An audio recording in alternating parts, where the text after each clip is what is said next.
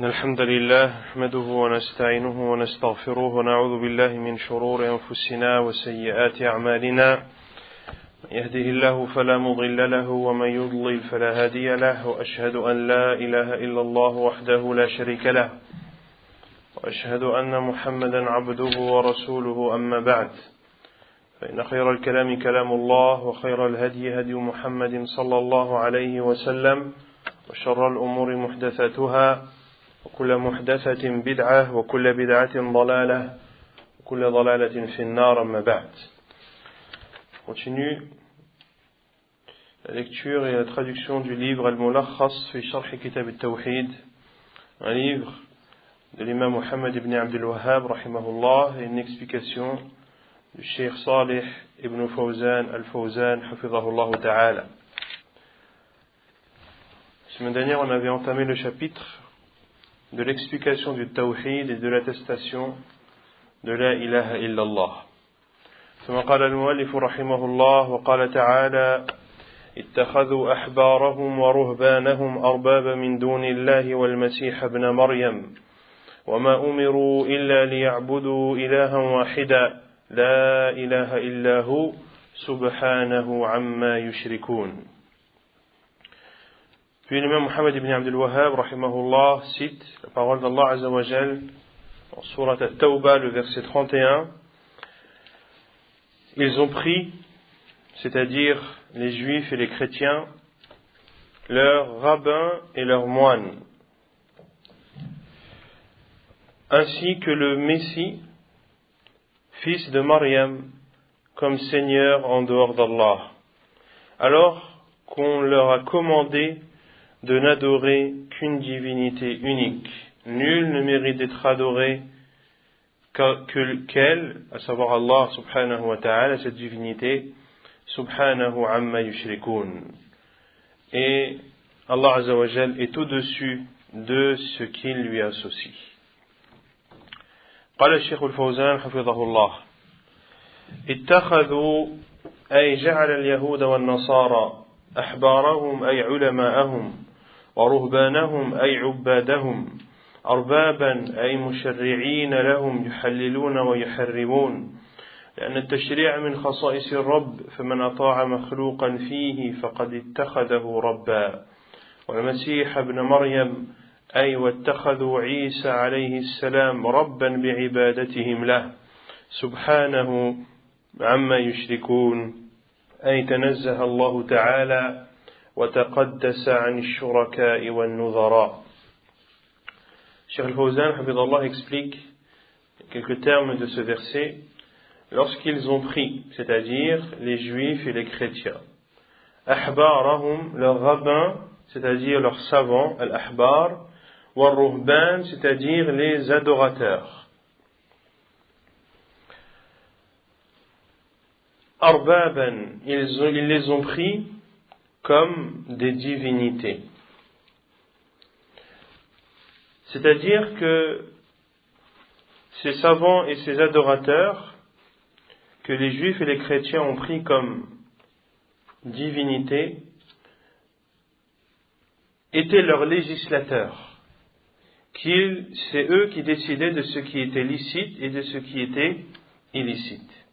Et parce que le fait de légiférer fait partie des spécificités du Seigneur, d'Allah subhanahu wa ta'ala, celui donc qui obéit à une créature dans les choses autorisées, dans les choses que celle-ci autorise et qu'elle interdit, alors il l'a pris comme une divinité. De même qu'ils ont pris Isa alayhi salam, lorsque Allah Azza wa Jalla dit, et le Messie, fils de Marie. C'est-à-dire qu'ils ont pris également comme divinité en dehors d'Allah subhanahu wa ta'ala Isa alayhi salam. Comment est-ce qu'ils l'ont pris comme divinité lorsqu'ils ont dit que c'est le fils d'Allah? Ta'ala Allahu amma yaqulu adh-dhalimuna 'uluwan kabira. Ou d'autres disent que c'est Allah. Subhanahu amma yushrikun. Et Allah Azza wa Jalla est au-dessus de ce qu'il lui associe. C'est-à-dire qu'Allah subhanahu wa ta'ala et purifié de tout associé et de tout semblable. المعنى الإجمالي للآية يخبر الله سبحانه وتعالى عن اليهود والنصارى أنهم استنصحوا الرجال من العلماء والعباد فأطاعوهم في تحليل ما حرم الله وتحريم ما أحله فنزلوهم بذلك منزلة الرب الذي من خصائصه التحليل والتحريم كما عبد النصارى عيسى زعموا أنه ابن الله فنبذوا كتاب الله الذي أمرهم فيه بطاعته وحده وعبادته وحده وهذا إخبار منه سبحانه وتعالى يتضمن إنكار ما فعلوه ولذلك نزه نفسه عما يتضمنه هذا الفعل من الشرك به. Le sens général de ce verset. Allah subhanahu wa ta'ala nous informe dans ce verset au sujet des juifs et des chrétiens qu'ils ont demandé conseil aux hommes parmi eux, parmi les savants et les adorateurs.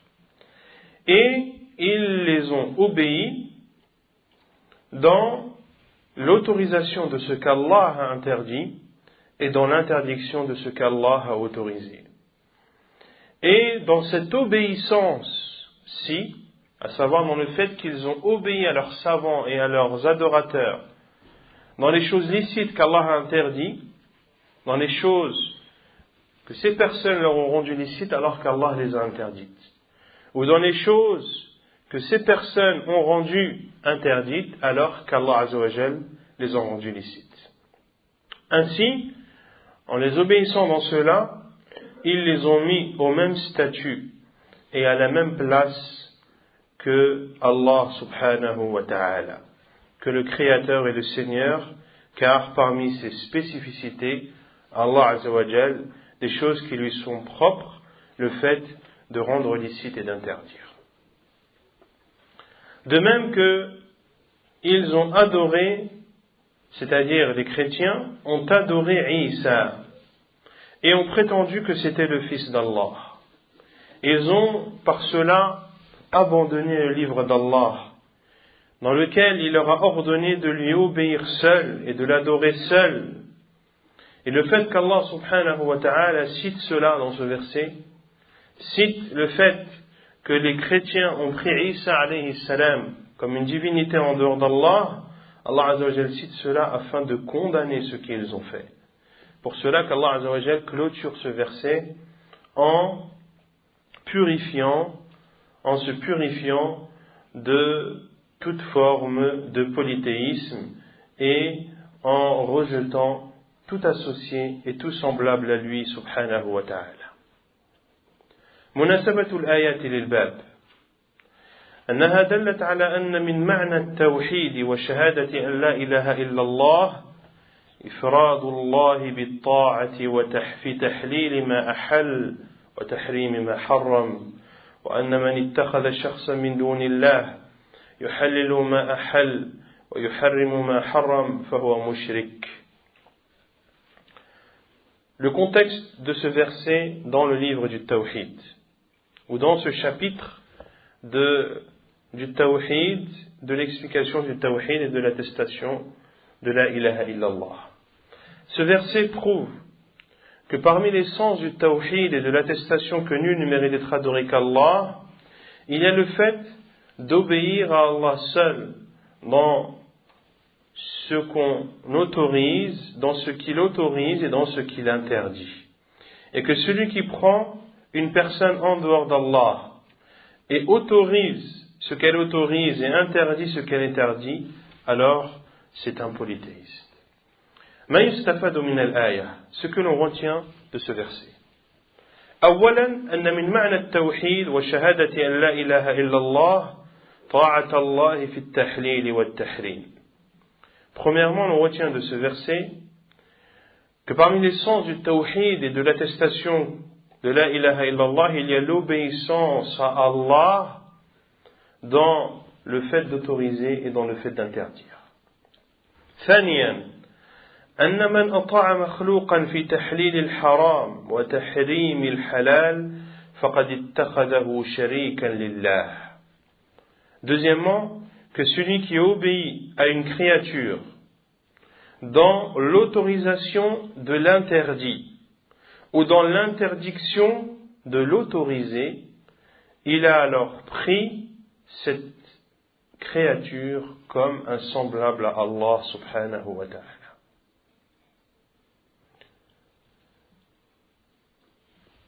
Et dans un hadith, le prophète sallallahu alayhi wa sallam nous explique cela lorsque un des compagnons a demandé au prophète sallallahu alayhi wa sallam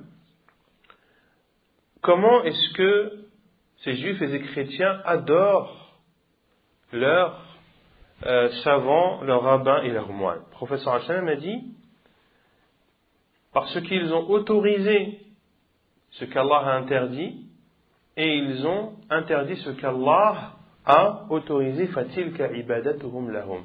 Et c'est cela leur adoration vis-à-vis d'eux. C'est vrai que Cheikh Al-Fawzan, hafidahullah, cite dans le deuxième point que celui qui obéit à une créature dans l'autorisation du haram, de ce qu'Allah Azza wa Jalla a interdit, ou dans l'interdiction du halal, de ce qu'Allah a autorisé, alors il a pris cette créature comme un associé avec Allah. ثالثا الرد على النصارى في اعتقادهم في المسيح عليه السلام وبيان أنه عبد الله. Troisièmement, on retient de ce verset la réponse aux chrétiens dans leur croyance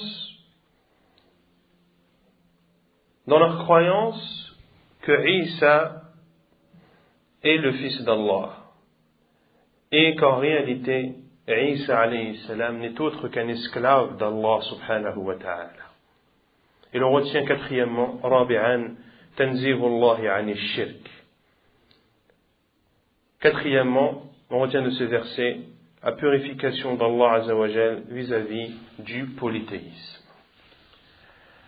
ثم قال المؤلف رحمه الله وقوله تعالى ومن الناس من يتخذ من دون الله أندادا يحبونهم كحب الله والذين آمنوا أشد حبا لله ولو يرى الذين ظلموا إذ يرون العذاب أن القوة لله جميعا وأن الله شديد العذاب.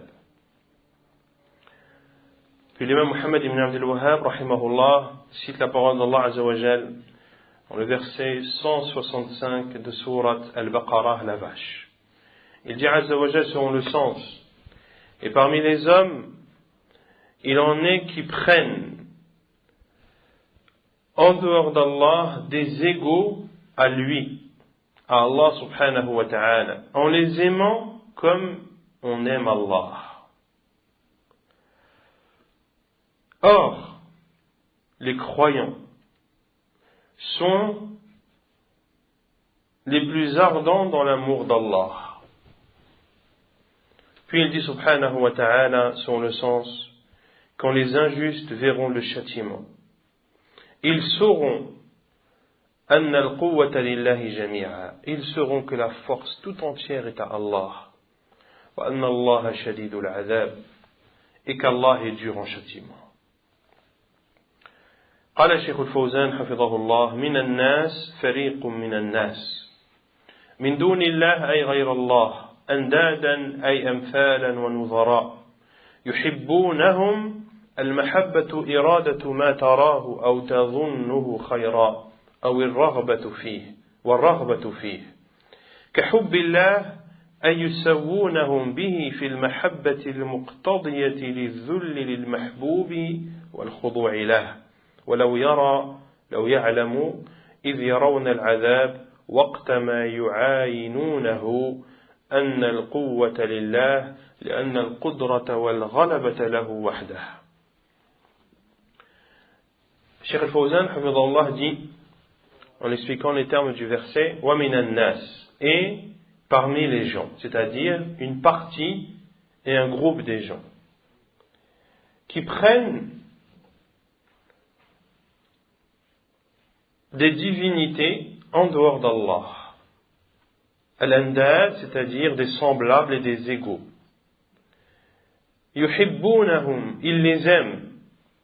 Et l'amour, c'est le fait de vouloir ce que tu vois ou ce que tu considères vrai. Et désirer ou souhaiter cette chose. Donc c'est vouloir ce que tu vois et ce que tu considères vrai, ce que tu considères bien, afwan, et ton désir et ton souhait de l'acquérir. Kahubbillah, comme l'amour d'Allah. Ces gens ont pris des divinités en dehors d'Allah et ils aiment ces divinités comme l'amour d'Allah. C'est-à-dire qu'ils aiment autant ces divinités qu'ils aiment Allah.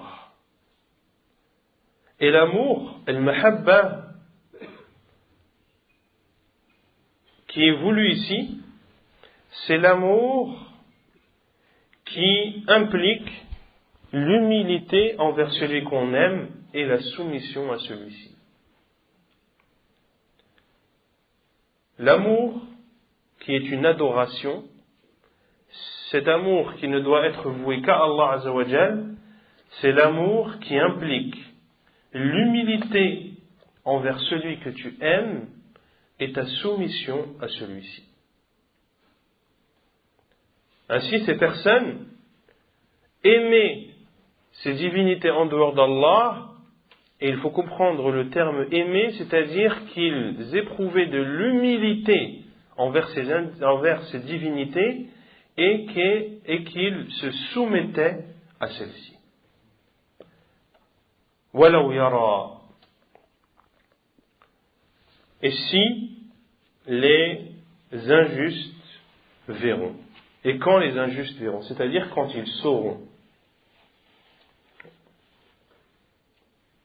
Quand ils sauront, إِذْ يَرَوْنَ الْعَذَابِ, au moment où ils constateront le châtiment, c'est-à-dire au moment où ils subiront le châtiment. أَنَّ الْقُوَّةَ لِلَّهِ, que la force entière est à Allah subhanahu wa ta'ala. Car Allah Azza wa Jal, c'est lui qui est capable de toutes choses, et c'est Allah subhanahu wa ta'ala qui a le dessus sur toute chose seul subhanahu wa ta'ala. المعنى الإجمالي للآية: ذكر الله سبحانه وتعالى حال المشركين به في الدنيا ومآلهم في الآخرة، حيث جعلوا لله أمثالا ونظراء ساووهم به في المحبة. ثم ذكر حال المؤمنين الموحدين أنهم يحبون الله حبا يفوق حب أصحاب الأنداد لأندادهم، أو يفوق حب أصحاب الأنداد لله، لأن حب المؤمنين لله خالص وحب أصحاب الأنداد لله مشترك.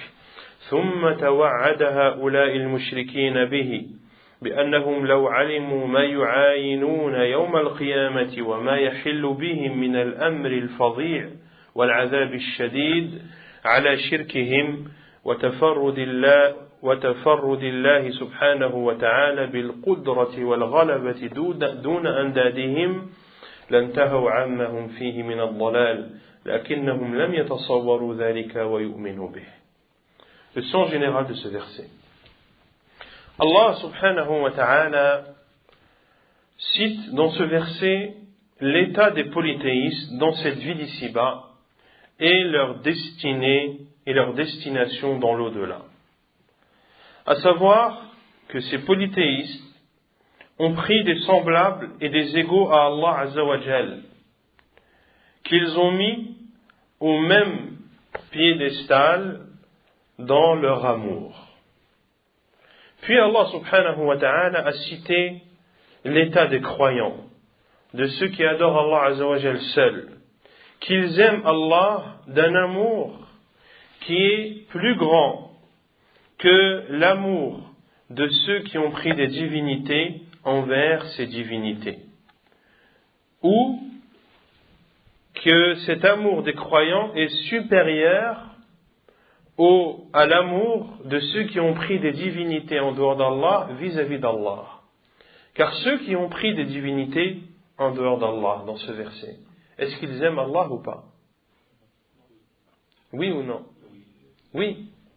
Yuhibbunahum kahubbillah. Ils les aiment comme ils aiment Allah. Donc ces polythéistes aiment les divinités et aiment Allah. Mais Allah Azza wa Jal, lorsqu'il parle des croyants, il dit walladhina amanu ashaddu hubban lillah. Mais ceux qui ont cru aiment plus Allah. Et ici on peut comprendre cela de deux façons. Ils aiment plus les croyants aiment plus qu'Allah que les polythéistes n'aiment leur statut ou leur divinité. Ou bien on peut aussi comprendre que les croyants aiment plus Allah que les polythéistes n'aiment Allah. لأن حب المؤمنين خالص وحب أصحاب الأنداد لله مشترك. Pourquoi l'amour des croyants est plus grand envers Allah? Car l'amour des croyants est pur. Il est exclusivement dédié à Allah. Quant à l'amour de ceux qui ont pris des divinités en dehors d'Allah, il est partagé entre Allah et leur divinité. ثم توعد هؤلاء المشركين. Puis Allah Azza wa Jal a menacé ces polythéistes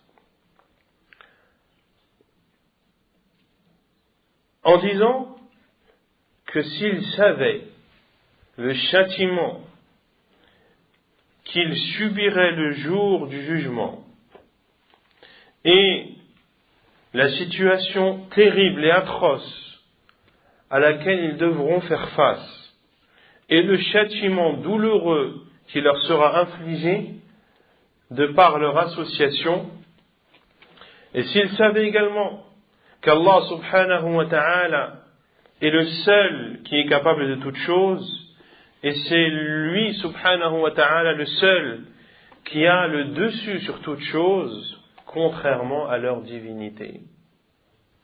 S'ils savaient tout cela, ils se seraient abstenus de l'égarement dans lequel ils sont.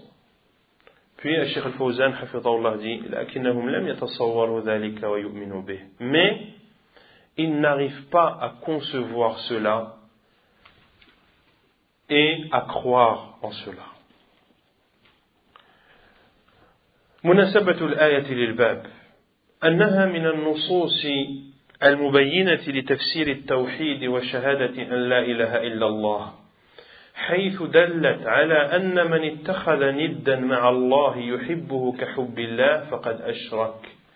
فعلم أن معنى التوحيد أن يفرد الرب بهذه المحبة التي تستلزم إخلاص العبادة له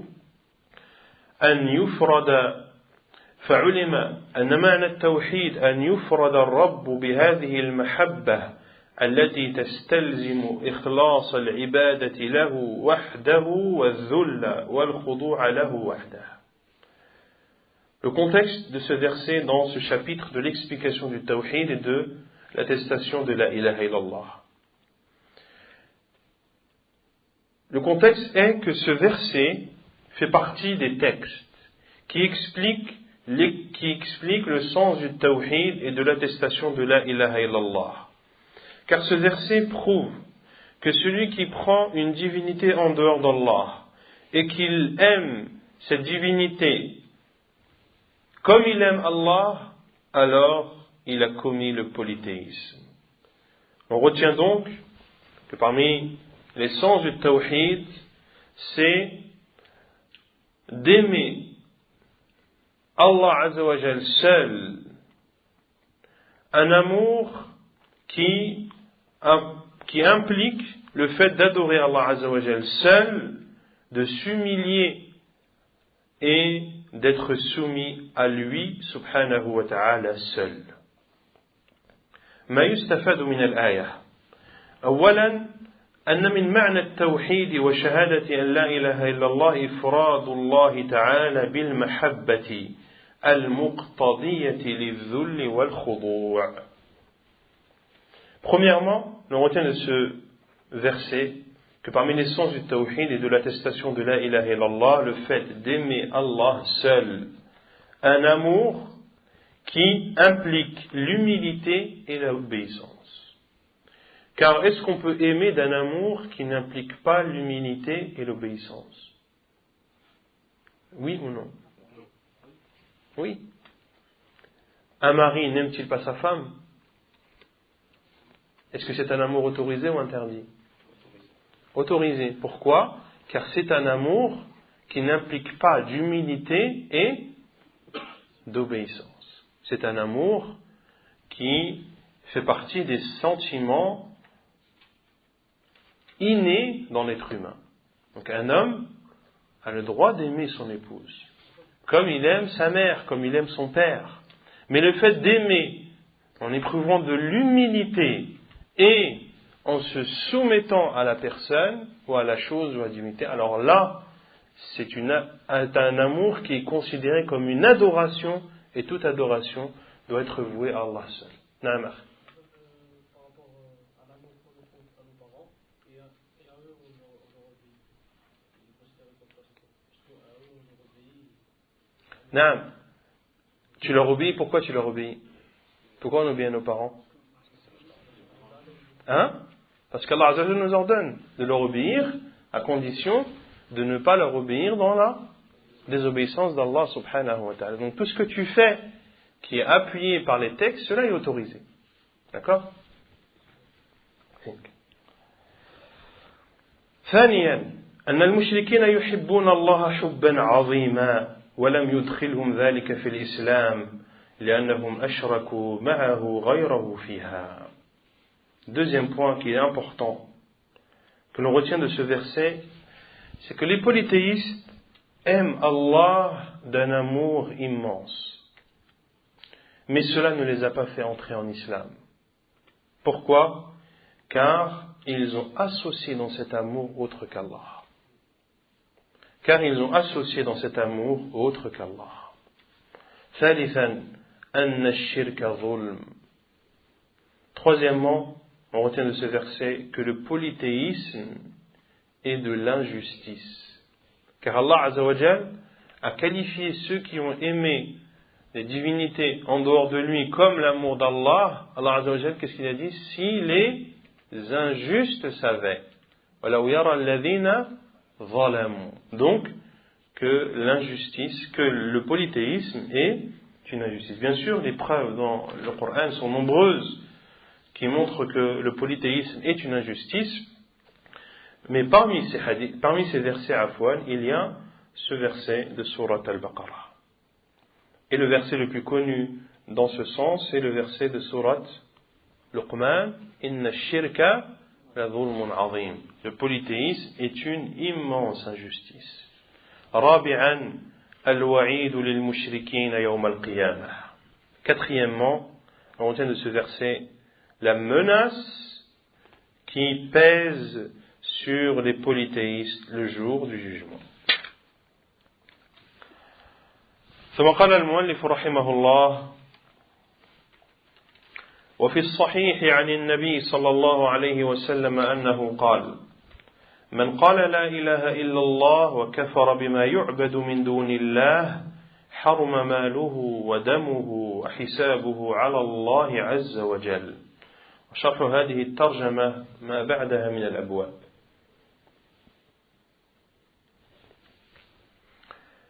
Puis l'imam Muhammad ibn Abdul Wahhab rahimahullah dit, et il est rapporté dans le Sahih, d'après le prophète sallallahu alayhi wa sallam, qu'il a dit, celui qui dit la ilaha illallah et mécroit à tout ce qui est adoré en dehors d'Allah, alors ses biens, son sang sont sacrés et son jugement revient à Allah subhanahu wa ta'ala. قال الشيخ الفوزان حفظه الله في الصحيح أي في صحيح مسلم حرم ماله ودمه أي منع أخذ ماله وقتله بناء على ما ظهر منه وحسابه على الله أي الله تعالى هو الذي يتولى حساب ما تلفظ بهذه الكلمة فيجازيه على حسب نيته واعتقاده. الترجمة ترجمة الكتاب والباب فاتحه، والمراد بها هنا قوله باب تفسير التوحيد وشهادة أن لا إله إلا الله. Dans le Sahih, c'est-à-dire dans le Sahih de l'imam Muslim. Et lorsque le prophète sallallahu alayhi wa sallam a dit ses biens et son sang sont sacrés, c'est-à-dire qu'il est interdit de prendre ses biens et de le tuer en se basant sur ce qui apparaît de lui. Celui qui dit la ilaha illallah, il est interdit de lui porter atteinte, en prenant en compte ce qui apparaît de lui, à savoir le fait qu'il ait prononcé ces deux attestations. Wa hisabuhu ala Allah, et son jugement revient à Allah. C'est-à-dire que c'est Allah subhanahu wa ta'ala qui procédera à son jugement vis-à-vis de cette parole qu'il a prononcée. Et Allah azza wa jal le rétribuera en fonction de son intention et de sa croyance. Est-ce qu'il est possible qu'une personne dise la ilaha illallah sans y croire? Oui, comme cela a été le cas des munafiqin. Celui qui dit la ilaha illallah, on prend en considération sa parole. Et Allah azza wa jal le jugera sur la véracité ou non de cette parole, sur la croyance qu'il avait de cette parole ou non, le jour du jugement. Quant à nous, nous n'avons pas à le juger. At-Tarjama, ici, Cheikh Mohammed ibn Abdul Wahhab, rahimahullah, dit, et l'explication de ce chapitre arrivera dans les chapitres suivants. At-Tarjama, ici, qui signifie la préface d'un livre. Et ce qu'a voulu dire ici l'imam Mohammed ibn Abdul Wahhab, c'est que l'explication de ce chapitre, le chapitre actuel dans lequel l'on est, qui est le chapitre de l'explication du tawhid et de l'attestation de la ilaha illallah, que l'explication de ce chapitre va venir au fur et à mesure des autres chapitres qui vont suivre. Donc les chapitres qui vont suivre vont venir expliquer à chaque fois l'explication du tawhid et de la ilaha illallah. المعنى الإجمالي للحديث يبين صلى الله عليه وسلم في هذا الحديث أنه لا يحرم قتل الإنسان وأخذ ماله إلا بمجموع أمرين. الأول قول لا إله إلا الله، الثاني الكفر بما يعبد من دون الله. فإذا وجد هذان الأمران وجب الكف عنه ظاهرا وتفويض باطنه إلى الله. فإن كان صادقا في قلبه جازاه بجنات النعيم، وإن كان منافقا عذبه العذاب الأليم. وأما في الدنيا فالحكم على الظاهر. Le sens général du hadith. Le prophète sallallahu alayhi wa sallam nous explique dans ce hadith qu'il n'est pas interdit de tuer une personne et de prendre ses biens, sauf quand deux points sont réunis. Le premier point, la parole la ilaha illallah. Le deuxième point, le fait de mécroire à ce qui est adoré en dehors d'Allah. Si ces deux points sont réunis, alors il est obligatoire de s'abstenir vis-à-vis de cette personne. C'est-à-dire de ne pas lui porter atteinte et de remettre son fond, ce qu'il cache à l'intérieur de lui, à Allah subhanahu wa ta'ala. S'il est véridique dans son cœur, Allah azza wa jalla le récompensera par des jardins, c'est-à-dire du paradis. Et s'il était hypocrite, Allah Azza wa Jalla le châtiera d'un châtiment douloureux. Quant à cette vie d'ici-bas, nous devons juger selon ce qui apparaît de lui.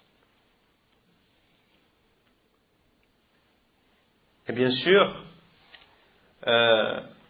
lorsque Cheikh Al-Fawzan hafidhahullah dit qu'il n'est pas interdit de tuer une personne et de prendre son bien que lorsque deux points sont réunis. Ici, Cheikh Al-Fawzan hafidhahullah explique ce hadith et dans ce cas-là, mais il y a d'autres cas qui interdisent de tuer une personne et de prendre ses biens. Notamment lorsque la personne lorsqu'elle est chrétienne ou juive ou lorsqu'elle n'est pas musulmane et qu'il y a un pacte entre elle et les musulmans. Là, on parle de l'autorisation de tuer une personne ou de prendre ses biens en temps de guerre. Lorsque cette personne se trouve côté ennemi en temps de guerre, lorsqu'il y a un jihad.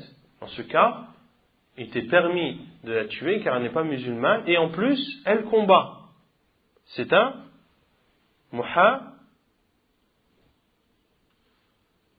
Qu'est-ce qu'on avait dit? Il y a combien de sortes de non-musulmans? Il y a al-musta'man et al-muharib, celui qui combat. Est-ce qu'il est raisonnable de dire non, tu n'as pas le droit de tuer un non-musulman, même si c'est ton ennemi dans une bataille? Est-ce qu'il est raisonnable de dire ça ou pas? Non, c'est ton ennemi, il est là pour te tuer. C'est ton ennemi et ce n'est pas un musulman, donc il est de ton devoir de te défendre et de combattre. Donc il ne faut pas comprendre cette parole de Cheikh Al-Fawzan comme étant une personne qui ne dit pas la ilaha illallah ou qui ne mécroit pas en ce qui est adoré en dehors d'Allah, eh bien il est autorisé de le tuer sans prendre en compte les autres cas de figure dans lesquels il nous est obligatoire de respecter les pactes et les pactes qu'il y a entre eux et nous. مناسبة الحديث للباب أنه من أعظم ما يبين معنى لا إله إلا الله وأنه الكفر بكل ما يعبد من دون الله. Le contexte du hadith dans ce chapitre. Ce hadith fait partie des hadiths qui expliquent le mieux le sens de la ilaha illallah, à savoir que c'est de mécroire en tout ce qui est adoré en dehors d'Allah. ما يستفاد من الحديث أولا أن معنى لا إله إلا الله هو الكفر بما يعبد من دون الله من الأصنام والقبور وغيرها. Ce que l'on retient du hadith, premièrement, que le sens de la ilaha illallah, c'est de mécroire en tout ce qui est adoré en dehors d'Allah, comme statue, tombe ou autre. ثانيا أن مجرد التلفظ بلا إله إلا الله مع عدم الكفر بما يعبد من دون الله لا يحرم الدم والمال ولو عرف معناها وعمل بها ما لم يضف إلى ذلك الكفر بما يعبد من دون الله.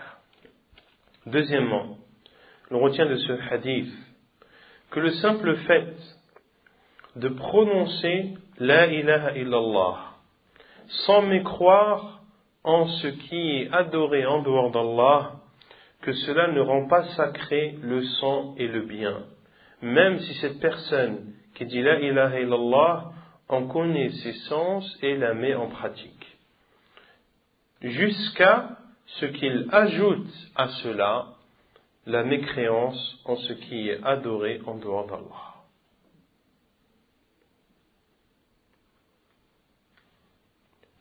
Donc cela prouve que la ilaha illallah, c'est à la fois attester, mais aussi rejeter et nier, et que ce sont deux conditions ou deux piliers de la ilaha illallah. ثالثا أن من أتى بالتوحيد والتزم شرائعه ظاهرا وجب الكف عنه حتى يتبين منه ما يخالف ذلك. Troisièmement, on retient de ce hadith que celui qui met en pratique le tawhid et applique la législation musulmane de façon apparente, il est obligatoire de s'abstenir vis-à-vis de lui, de s'abstenir de porter atteinte à sa personne ou à ses biens, jusqu'à ce que provienne de lui ce qui vient contredire cela. Sauf si cette personne fait une chose qui vient contredire le tawhid, dans ce cas, eh bien, ce sera au juge de se prononcer et de donner un jugement sur cette personne. Et ce jugement qui sera donné, il sera donné par rapport à ce qu'il y a à l'intérieur de cette personne ou par rapport à ce qui apparaîtra d'elle, à partir de ce qui apparaîtra d'elle. رابعا وجوب الكف عن الكافر إذا دخل في الإسلام ولو في حال القتال حتى يتبين منه ما يخالف ذلك. Quatrièmement, qu'il est obligatoire de s'abstenir vis-à-vis des non-musulmans lorsqu'ils embrassent l'islam, même en temps de guerre, jusqu'à ce qu'apparaisse ce qui contredit cela. Même en temps de guerre, dans lequel il est autorisé de tuer, si ton ennemi dit la ilaha illallah, tu dois t'abstenir. Tu ne dois plus lui porter atteinte. Même si ce qui pourrait être compris de cette parole la ilaha illallah, c'est pour sauver sa vie. Et cela est arrivé à un des compagnons. Lorsqu'il a voulu tuer un polythéiste, il a dit la ilaha illallah. Et ce compagnon l'a tué. Le prophète sallallahu alayhi wa sallam s'est énervé. Il a dit, que vas-tu faire de la ilaha illallah le jour du jugement? Que vas-tu faire de la ilaha illallah le jour du jugement? Que vas-tu faire de la ilaha illallah le jour du jugement? Et ce compagnon radiallahu anhu a dit, ô envoyé d'Allah, mais il a dit cette parole pour sauver sa vie. Le prophète sallallahu alayhi wa sallam lui a dit, est-ce que tu as ouvert son cœur? Est-ce que tu as ouvert son cœur pour constater qu'il a dit cela pour sauver sa vie? Peut-être qu'il a dit cela en toute sincérité. Donc, il est obligatoire de s'abstenir de porter atteinte à un non-musulman lorsqu'il prononce les deux shahadas, même en temps de guerre. خامسا أن الإنسان قد يقول لا إله إلا الله ولا يكفر بما يعبد من دونه. Cinquièmement, on retient de ce hadith, Afwan, qu'une personne peut très bien dire la ilaha illallah, mais ne pas mécroire en ce qui est adoré en dehors d'Allah. سادسا أن الحكم في الدنيا على الظاهر وأما في الآخرة فعلى النيات والمقاصد. Sixièmement, l'on retient de ce hadith que le jugement dans cette vie d'ici-bas est fait selon ce qui apparaît. Quant au jugement de l'au-delà, il sera fait selon les intentions et les buts. سابعا حرمة مال المسلم ودمه إلا بحق. Septièmement, le caractère sacré des biens du musulman et de son sang, sauf pour une vérité. إلا بحق. Sauf lorsque cela est pris avec la vérité.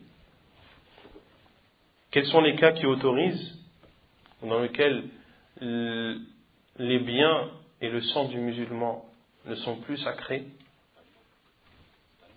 Al-qatlu bil-qatl, al-nafsu bin-nafs, la loi du talion, lorsqu'il tue quelqu'un. L'apostasie et al-thayyibu zani, et celui qui a commis l'adultère, celui qui a commis la fornication, alors qu'il est marié ou qu'il a déjà été marié. Ce sont trois causes qui autorisent aux juges musulmans d'appliquer la peine de mort sur une personne.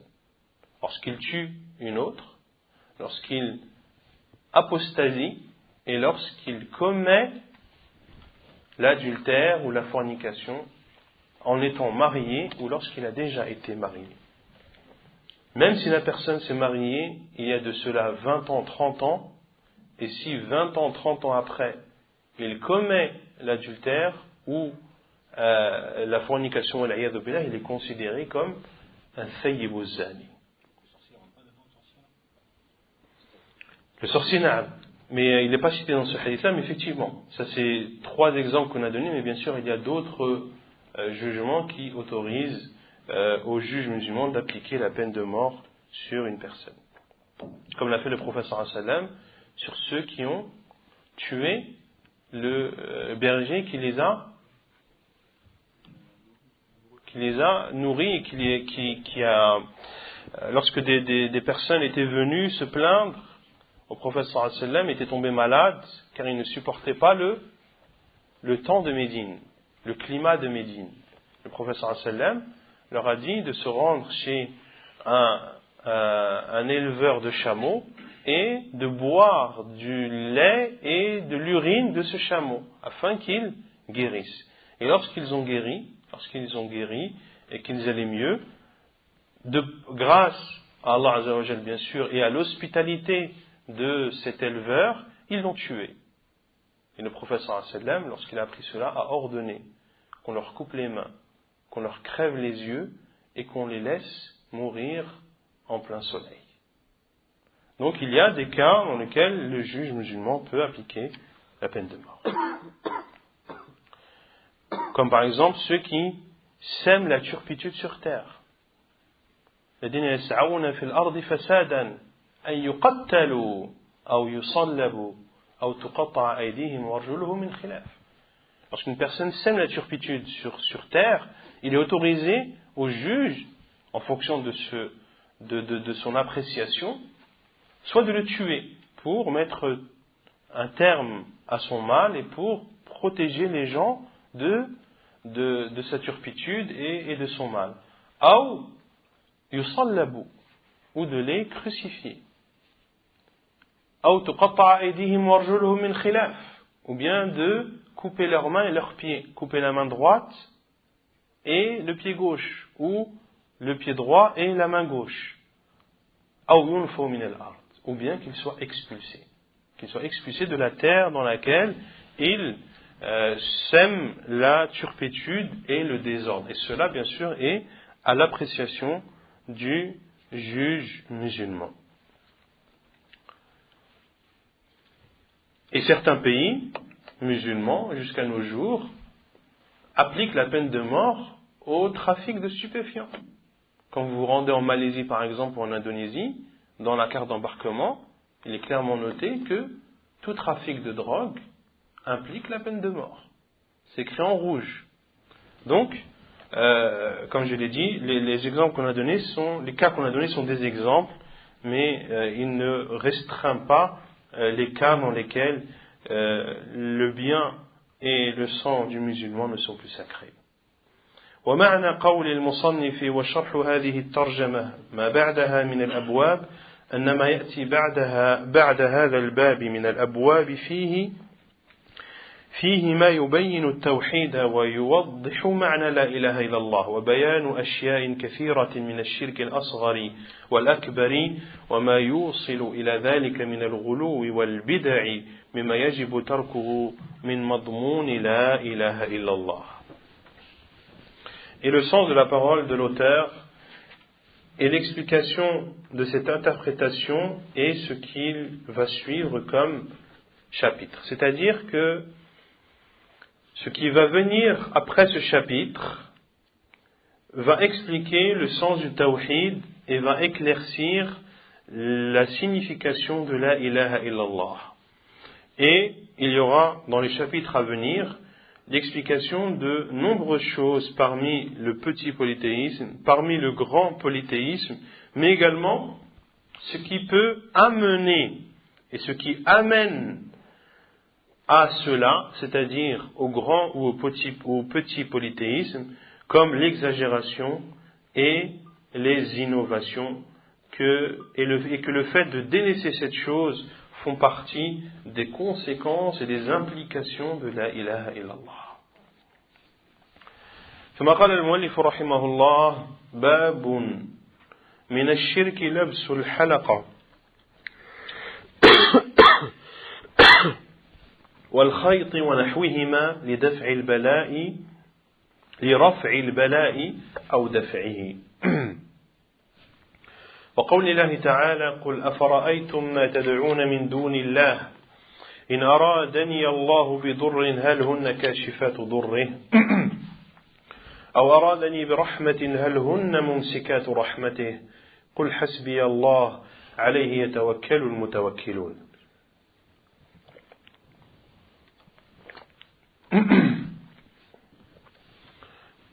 Puis l'imam Muhammad ibn Abdel Wahhab cite le chapitre du polythéisme et le fait de porter des anneaux ou des fils ou autres afin d'enlever un mal ou de le repousser. Et il cite la parole d'Allah Azza wa Jal dans Surat Az-Zumar, le verset 38, dans lequel Allah Azza wa Jal dit selon le sens, dit, c'est-à-dire dire au Muhammad, voyez-vous ceux que vous invoquez en dehors d'Allah. Si Allah me voulait du mal, est-ce que ces divinités pourraient dissiper son mal? Ou s'il me voulait une miséricorde, pourrait-elle, c'est-à-dire ces divinités, retenir sa miséricorde? Dis, c'est-à-dire dis au Muhammad, Allah me suffit. Et c'est en lui que placent leur confiance ceux qui recherchent un appui. مناسبة هذا الباب لكتاب التوحيد أنه يتضمن ذكر شيء مما يضاد التوحيد وهو التماس رفع الضر أو دفعه من غير الله للتحذير منه فإن التوحيد يعرف بضده. Le contexte de ce verset, ou le contexte de ce chapitre dans le livre du Tawhid. Ce chapitre comporte des choses qui viennent contredire le Tawhid. Quelles sont ces choses? C'est la recherche. C'est le fait de rechercher à ce qu'un mal soit enlevé ou soit repoussé, de rechercher cela en dehors d'Allah. Pourquoi cela est cité? Afin de mettre en garde contre ces gestes et contre ces faits. Car le Tawhid est connu, ou l'on connaît le Tawhid par son contraire. On connaît également le Tawhid par son contraire. من الشرك من تبعيضية أي من الشرك الأكبر إن اعتقد أن هذه الأشياء تنفع أو تضر بذاتها أو من الشرك الأصغر إن اعتقد أنها سبب للنفع والضر. الحلقة كل شيء مستدير ونحوهما من كل ما يلبس أو يعلق لهذا الغرض رفع البلاء إزالته بعد نزوله ودفعه منعه قبل نزوله أفرأيتم أخبروني ما تدعون تسألونه جلب الخير ودفع الضر من دون الله غيره من الأنداد والآلهة بضر بمرض أو فقر أو بلاء أو شدة هل هن كاشفات ضره أي لا تقدر على ذلك برحمة أي بصحة وعافية وخير وكشف بلاء حسبي الله أي الله كافيني وكافي من توكل عليه. Puis Cheikh Fawzan hafidhullah explique les différents termes dans le titre du chapitre mais également dans le verset de Surat Az-Zumar. Quant au terme du titre du chapitre, fait partie du shirk, min ash-shirk, min tab'idiyya, c'est-à-dire que c'est une partie. Ce qui va être cité fait partie du shirk. C'est une partie du shirk, ce n'est pas le shirk dans sa totalité. C'est-à-dire fait partie du shirk, fait partie du grand polythéisme, si la personne considère que ces choses qu'elle utilise pour repousser un mal ou pour apporter un bien, s'il considère que ce sont ces choses en soi qui apportent le bien et repoussent le mal. Dans ce cas, il a commis un grand polythéisme. Ou bien, c'est du petit polythéisme s'il considère que ces choses sont une cause pour avoir un bien ou repousser un mal. Donc celui qui porte des anneaux, des fils, des amulettes ou autres, il y a deux cas. Soit il considère que c'est cette chose qu'il porte qui le protège. Dans ce cas, c'est du shirk akbar. Ou bien il considère que c'est Allah qui le protège du mal et lui apporte le bien, mais que cette chose est une cause uniquement. Dans ce cas, il a commis du petit polythéisme. Al-shirk al-asghar. Al-halaqa, l'anneau, c'est toute chose ronde. Kullu shay'in mustadir. Wa nahwihima, ou autre. Donc fait partie du shirk le fait de porter des anneaux ou des fils ou autre, c'est-à-dire ou toute autre chose qui est portée ou qui est accrochée dans ce but, dans le but d'être protégé d'un mal ou de bénéficier d'un bien. Raf'ul bala wa daf'uhu. Raf'ul bala, donc fait partie du shirk, le fait de porter des anneaux ou des fils ou des choses semblables afin d'éradiquer un mal après sa concrétisation ou bien de repousser un mal avant sa concrétisation. Ces choses peuvent être portées soit pour enlever un mal qui t'a déjà touché. Et là on parle de raf'ul bala. Tu enlèves un mal, c'est-à-dire après qu'il t'ait touché. Ou bien daf', et daf' c'est le fait de pousser, ou bien de repousser un mal, c'est-à-dire avant qu'il ne t'ait touché. Puis, Cheikh Al-Fawzan explique les termes du verset Afara'aytum, dit voyez-vous, c'est-à-dire informez-moi ceux que vous invoquez en dehors d'Allah, c'est-à-dire ceux à qui vous demandez le bien et ceux à qui vous demandez le fait de repousser le mal, en dehors d'Allah, c'est-à-dire parmi les divinités et les égaux.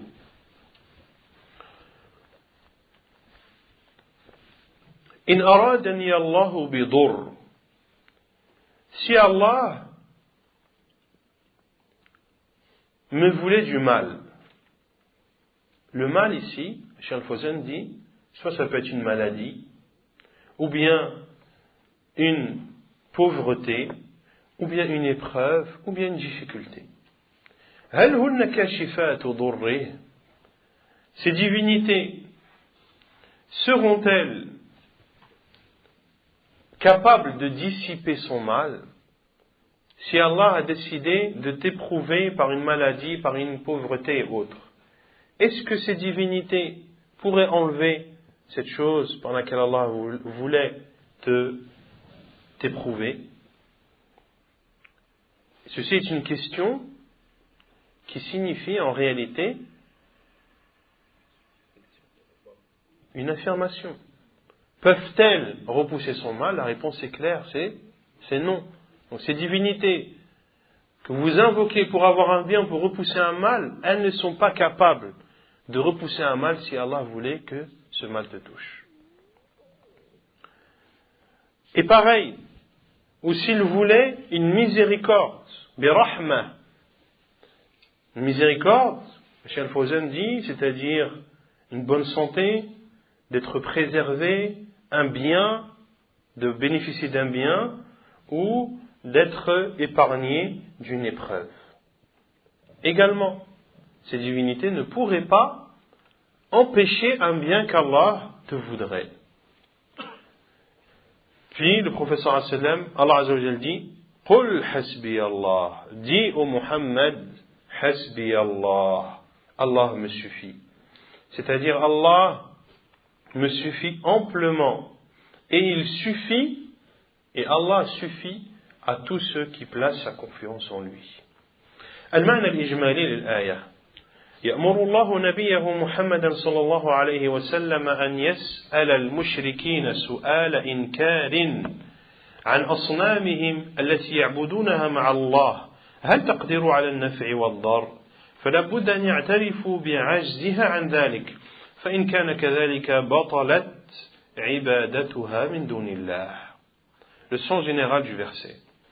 Allah subhanahu wa ta'ala ordonne à son prophète Muhammad sallallahu alayhi wa sallam de questionner les polythéistes en leur posant une question su'al inkar, une question qui vient en réalité condamner les divinités qu'ils adorent en dehors d'Allah.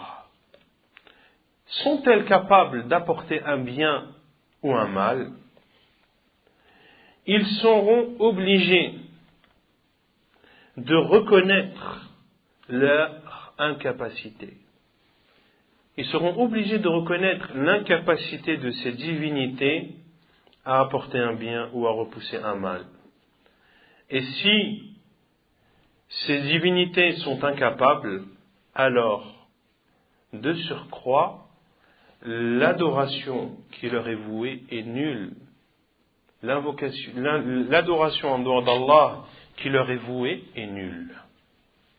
مناسبة الآية للباب أن فيها دليلا على بطلان الشرك ولبس الحلقة والخيط من ذلك لا يكشف الضر ولا يمنع منه. Le contexte du verset dans ce chapitre. Il y a dans ce verset la preuve de la nullité du shirk, du polythéisme. Et le fait de porter un anneau ou un fil ou autre fait partie du shirk. Ainsi, ces choses qui sont portées ne peuvent en aucun cas repousser un mal. ما يستفاد من الآية أولا بطلان الشرك لأن كل ما يعبد من دون الله لا يملك ضرا ولا نفعا لعباده. Premièrement, on retient de ce verset la fausseté du polythéisme, car tout ce qui est adoré en dehors d'Allah ne possède pas le pouvoir de faire le mal ni d'apporter le bien à ses serviteurs. ثانيا التحذير من لبس الحلقة والخيط وغيرها لجلب النفع أو دفع الضر لأنه شرك من جنس ما يراد من الأصنام. Deuxièmement, on retient de ce verset la mise en garde contre le fait de porter des anneaux, des fils ou autres, afin d'apporter un bien ou de repousser un mal, car c'est du polythéisme, qui est de la même nature que ce qui était voulu des statues. Car c'est de la même nature que ce qui était voulu des statues. Qu'est-ce qui était voulu des statues? Apporter un bien ou repousser un mal. Ces statues ne pouvaient le donner. Qu'est-ce qui est voulu dans le fait de porter des amulettes, des anneaux ou autres? C'est le fait d'avoir un bien et de repousser un mal. Donc la nature est la même et cette même nature est fausse et nulle. ثالثا مشروعية مناظرة المشركين لإبطال الشرك. Troisièmement, on retient de ce verset qu'il est légiféré de débattre avec les polythéistes afin d'annuler le polythéisme. Car Allah Azza wa Jalla a ordonné à son prophète sallallahu alayhi wa sallam de dire à qui? Au polythéisme. Donc, d'engager avec eux un débat et un dialogue.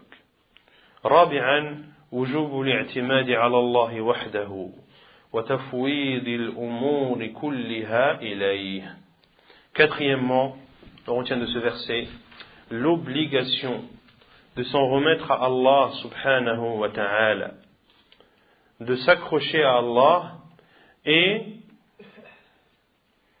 de remettre toutes ses affaires à Allah subhanahu wa ta'ala. Et de remettre toutes ses affaires à Allah subhanahu wa ta'ala, car il dit subhanahu wa ta'ala wa alayhi yatawakkalul mutawakkilun.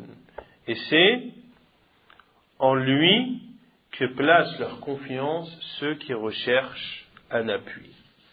Donc tu dois remettre toutes tes affaires à Allah subhanahu wa ta'ala. ونكتفي بهذا القدر. سبحانك اللهم وبحمدك أشهد أن لا إله إلا أنت أستغفرك وأتوب إليك.